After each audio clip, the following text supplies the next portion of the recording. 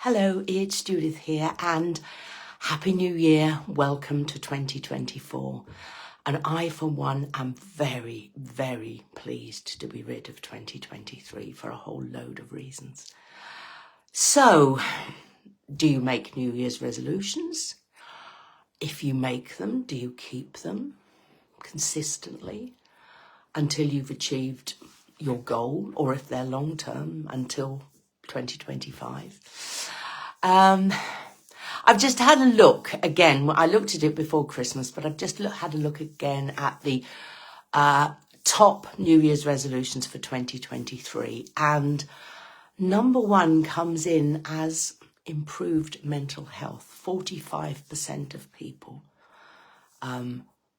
want to improve their mental health in 2024, compared to 39 who wanted to improve their, I assume, physical fitness, 37 who wanted to lose weight, and 33 who wanted to improve their diet. So if you are one of those, whether you make resolutions or not, who are concerned about your mental health, are trying not to think about your mental health, or have actually decided that this is the year for once and for all that you sort this out, then please come and talk to me. You don't have to be, I don't have to be the one you work with, but at least come and talk to me about what's going on, listen to how I can help, and then go and look at other people and make your own decision. But this is not about me and my business. This is about you and your life.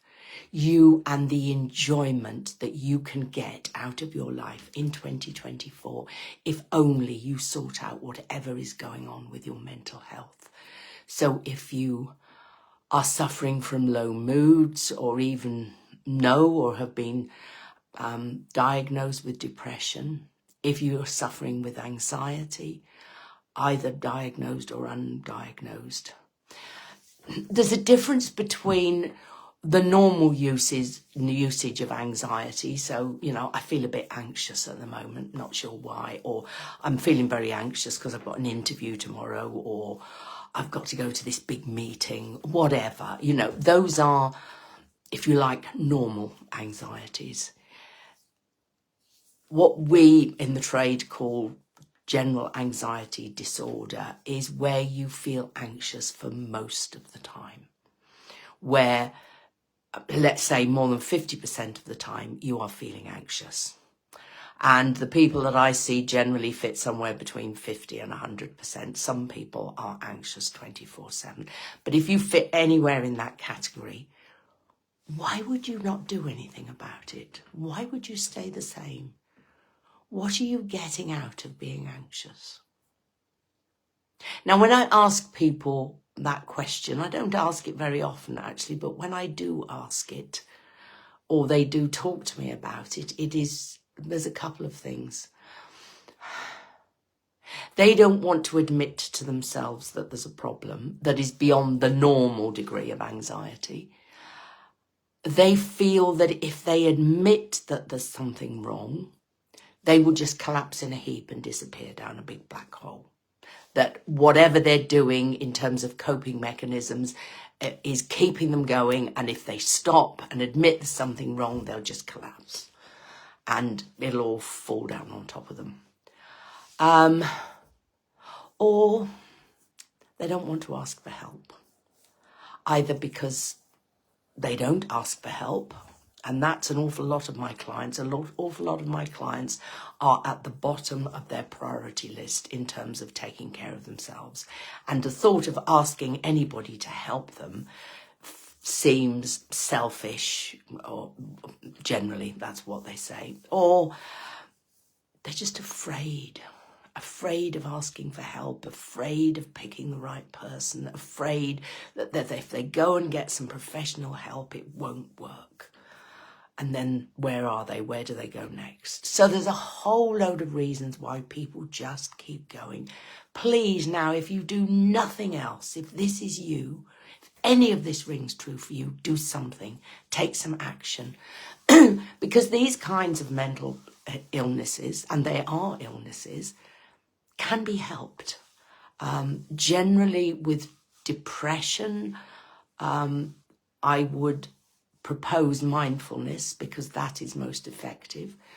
With anxiety or switching from anxious to low moods, I would use hypnotherapy.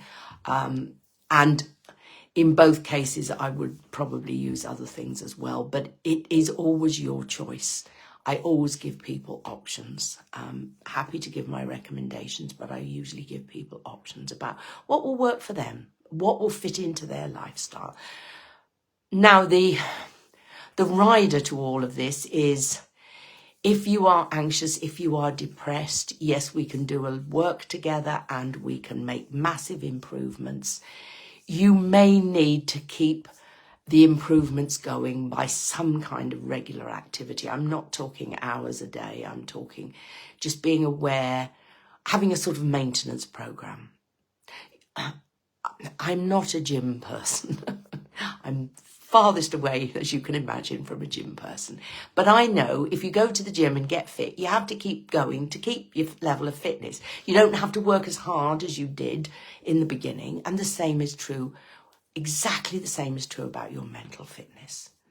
So what I generally recommend to people is that they think of something that they can do on a reasonably regular basis, daily if they can, not that often if they can't.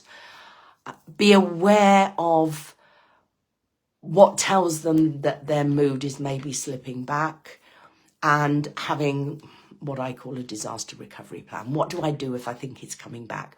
Often people worry about it coming back, and that makes it come back. So having something to do in those situations, putting a bit of effort in then to ramp up their mental fitness. And it is as important as physical fitness. Well, look at the figures I've just read out to you. And we are one system, we're connected. So my catchphrase of the month is New Year, New Start.